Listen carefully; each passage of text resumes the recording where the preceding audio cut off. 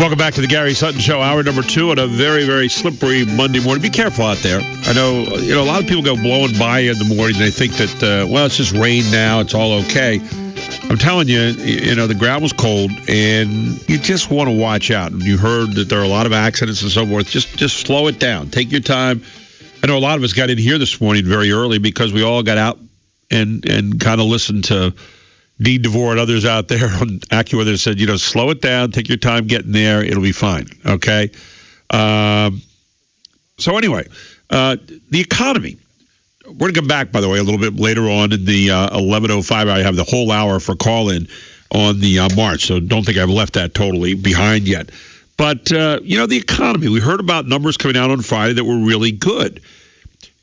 And Derryck Green, who is a member of Project 21, the leadership network of black conservatives, had something to say about the devil being in the details. And I was really interested in this article because it took all of the numbers out there and took a look at them. One of the things that I've screamed about for a long time is that we ought to be taking the U6 numbers, not just the U3s.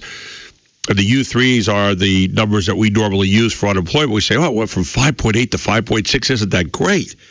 But there are other numbers, too. And I think for us to get a total look at the whole economy and the whole mosaic, if you will. You ever see a mosaic where they take the little stones and they put them all together, colored stones, and it gives you a whole picture? To not use all of the stones is to leave a good part of that picture out. Well, Derryck Green is with us this morning, and he is from the leadership network of black conservatives, Project 21, and he joins us here on the Gary Sutton Show. He's been with us before, and it's great to have him back. Derryck, good morning. Welcome back to the show.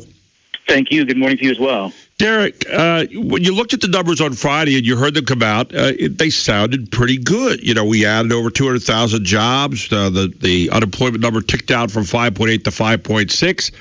End of sentence. But it really is just kind of the start of the sentence, isn't it? I believe it is. I think, like you said, the 0.2 percentage point drop in the unemployment rate sounds good on its face, but like you said, we need to look at the U6 that takes all of those numbers into consideration. Those people who are trying to find a job or looked for a job in the previous 4 weeks, and take those who are marginally attached to the job force and who would like to be working and not, and who've given up. And that number is about 11.2%. So we still have over 10% of the population that's still not working. We still have 92 million people who are out of the workforce. So when they they give these numbers and the media wants to celebrate and says, yes, the economy is turning around, we have to take a look at the numbers of people who are still not working, also taking into consideration the labor force participation rate, which I believe was 62.7%, which is a new 37-year low. And we get those numbers, and then we say, okay, well, maybe the economy isn't doing what the media is trying to convince us it's doing. Why not? And who is to be held accountable? And I think that the president, his administration, the economic policies that he's advocated and tried to push over the previous 6 years are reasons why more Americans aren't back into the workforce, not feeling confident about their position financially, emotionally, and that type of thing. Well, if you want to be held responsible for the success, then you also put yourself out there to be held responsible for the lack of success. Although I'm not sure, anytime you look at a president is not by himself accountable for all that, yet his policies that he helps direct are at least in good part of that whole thing. One of the things that he talked about last week in Wayne, Michigan, and you paid particular attention to this, where he said one of his New Year's resolutions was to, quote, make sure more Americans across the country feel like they're coming back, unquote. And you took some exception to that. You talked a little bit about coming back should not be just a feeling, it should be a reality. That's right. He says he wants to make people feel good, but again, to ask people to, give themselves or embrace some sort of emotion that isn't rooted in reality is a bit silly. I think that the American people will feel like they're coming back when we start to see the type of job creation that not only keeps up with population growth, but actually can reemploy a lot of people who are still out of work. When people start to, when their wages aren't stagnant, they start to make more money and they're able to pay their bills and save some money. That at that point, people people start to feel like they're coming back. When and not only when the jobs are created, but it's decent jobs. When people are employed in decent jobs, they feel like they're quote unquote coming back. But the president just wants us to feel confident without any bearing in reality. And I think it's unfortunate. Let's just put it that way. That he'd rather have us embrace an emotion not rooted in reality, rather than a reality that allows us to think more comfortably about our economic situation. Now, again, the Bureau of Labor Statistics estimated 252,000 jobs were created in December, and that's good. But the problem that you have is it's not keeping up with population growth, so it's still lagging behind that significantly. You look at another big number, too, last month. For the first time in years, in the article that I was reading, in which you were referenced many times, hourly wages went down. I mean, hourly wages went down. Now, one has to then say, well, why is that happening? And there are two words that come to mind: part-time. And again, with Obamacare coming in now, with the corporate mandate being enacted this year, there are a lot of companies that have gone to part-time kind of work so they didn't have to pay the full boat for Obamacare. That's at least part of the answer, isn't it?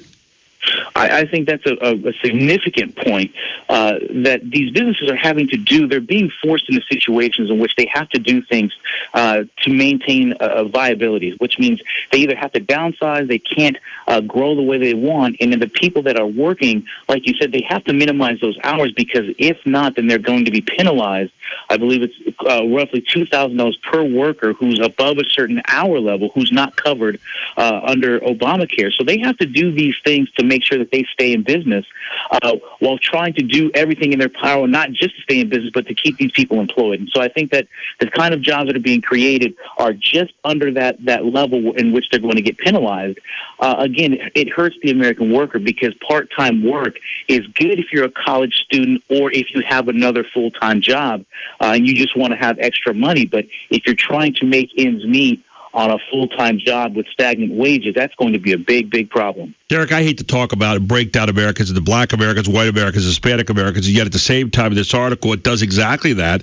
And it says there are problems facing the president's alleged core constituencies. These are people who normally have supported the president. Black Americans have supported him close to 97% of the people. Black overall unemployment went down to 10.4%, they point out, but so did the black workforce participation rate. Hispanic unemployment similarly declined, but with a decline in the participation rate. And black teen unemployment rocketed back up into the 30s from 28.2% in November to 33.2% in December. Comment on that, if you will. Yeah, it's interesting that this continues to be the problem in the black community, that the black unemployment rate under this president has always been in double digits, and it's always been twice that of white unemployment rate and the national rate. Again, 10.4%. It looks like it's dropped, but again, last month was 11.4%. The month before was 11%, and so you have these types of unemployment levels both in black adults, but then black teens. That it doesn't say much for unemployment to be this high for this long period of time under the nation's first black president.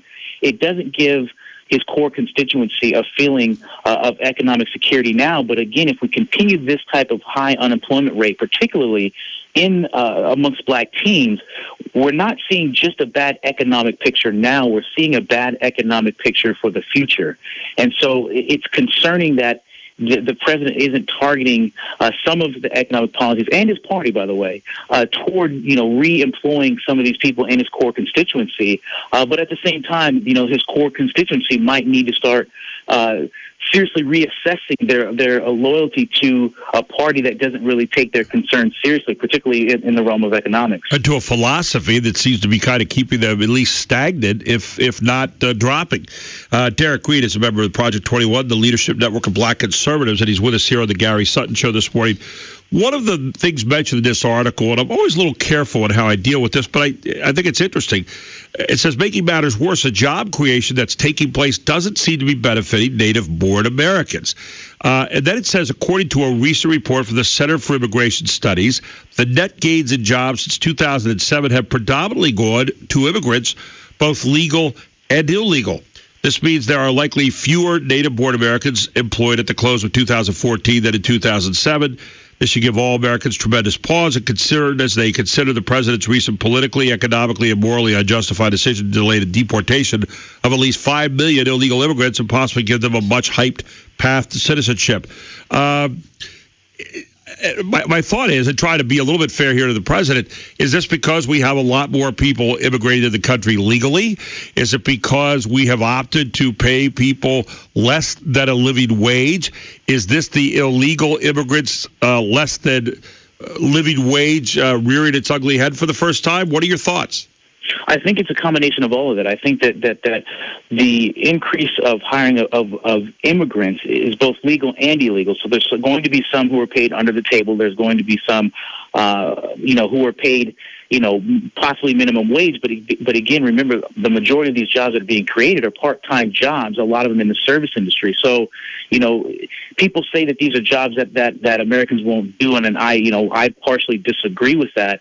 But nevertheless, this is something that's benefiting, foreign-born immigrants. And I think that needs to, I don't think that it's bad that we employ immigrants by any means, legal immigrants, by the way, by any means. But I think that we need to see that if we're employing more immigrants than native-born Americans, then that's going to be a serious problem. Again, it's going to be hard to sustain economy on part-time work, but what does it say to the morale of native-born Americans who can't get jobs because of, whatever reason, whether we're increasing immigration, whether these people are willing to work below minimum wage and that type of thing. If that's going to be the case, I think economic policies need to seriously be targeted to what are we doing about the minimum wage? If businesses want to pay employees below the minimum wage, should we reduce the minimum wage and let the employer dictate what they're going to pay? That's a consideration. But, it's unfortunate for the natural-born American citizen, because it's almost as if natural-born American citizens are being frozen out of the workforce.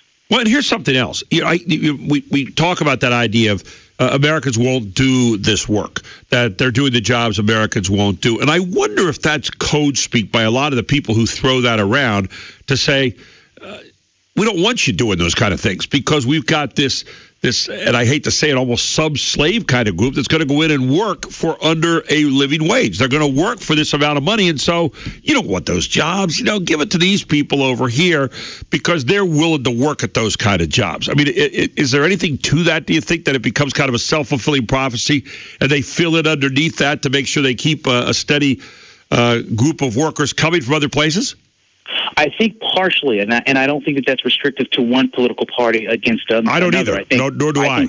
Right. I think both political parties have a hand in it, and I think it works to their advantage. But I also think it's code speak because it's a justification for an open borders policy. So if they continually say that Americans won't do these jobs, it's almost a justification to say we need to, import more people to do this work. And I think that also helps open borders advocates. And I think that needs to be addressed and confronted because, again, people don't do certain jobs, not necessarily because they feel that they're beneath them, because that does happen. But if we have an overly generous social welfare system that pays people not to work, then of course people aren't going to do those jobs. It doesn't make any sense. Excellent point again. We're going to take a quick break, Derryck. We're going to be right back. Derryck Green is with the Project 21, the leadership network of black conservatives. He'll be right back with us as we look at the economic numbers from Friday and look inside all the numbers here on the Gary Sutton Show on WSBA. Welcome back to the Gary Sutton Show on WSBA. Heard a lot of good economic numbers come out on Friday. That's good, but you can't cherry pick these things. I wrote a note to myself this morning that the economy is too serious to get it wrong. So when the president says these are my economic policies working, okay, maybe some of them are starting to. Are they working the way they should? Is the country working at its optimum level? That's a question we asked this morning to Derryck Green. Project 21, the leadership network of black conservatives, joins us again here on the Gary Sutton Show. And Derryck, I wrote that down this morning. It's too serious to get wrong. Every other recession that we have seen, we have blasted back out of those recessions. This one, it has been long and tedious and hard, and a lot of people point to Obamacare and other things. But the idea of regulations, I'm looking at the regulations that we have in this country, and the amount of money that it takes for small businesses especially to carry these regulations out, and it's shocking to me what they have to do just to make things go. I mean, I was looking at $181 billion to take care of regulations that, according to the Obama administration, they imposed 79,066 pages of regulations just in 2014 alone that cost more than $181 billion. Those are incredible numbers. It is a credible number, and it's even more astounding when you think there's no oversight of him doing it. It's almost as if they're going 24 hours a day implementing these regulations at a cost, a tremendous cost to the economy, and he's never called out on it. You're right. It is too serious to get wrong, and yet it just doesn't seem that the right amount of attention with serious economic policy has been targeted toward redeeming or resurrecting the economy. When he was elected. Well, and taking the time to do what you and I are doing this morning, and what you did before this, which is look at all the numbers and not be afraid to take them on and say, okay, now what is the effect on the economy? For example, the lack of economic opportunity right now for millennials, okay? According to a recent report by the Census Bureau, 20% of adults, that's 13.5 million people, sizable number, between the ages of 18 and 34 years old, live in poverty. Now, is that all Obama's fault? No, it's not all the president's fault, but they live in poverty. They have lower rates of employment compared with their counterparts in 1980, and in 1980, only 14% of adults between that age group were reportedly living in poverty, so that's a huge number. It is a huge number. And again, if you take that number with the millennials, you see that 65% of American children are living in poverty. That's a tremendous number. When you look at the numbers of people who have been on food stamps for the past 3 years, it's been 37 straight months of SNAP enrollees, food stamp enrollees that have been above, I believe it's 36 million, or 46 million, excuse me. That's a tremendous number. So when you look at all of those indicators, you know that the economy isn't going in the right direction at the speed at which we need it to go. But again, where's the accountability? Like you said, the president himself cannot be fully accountable, but he's the head of the ship.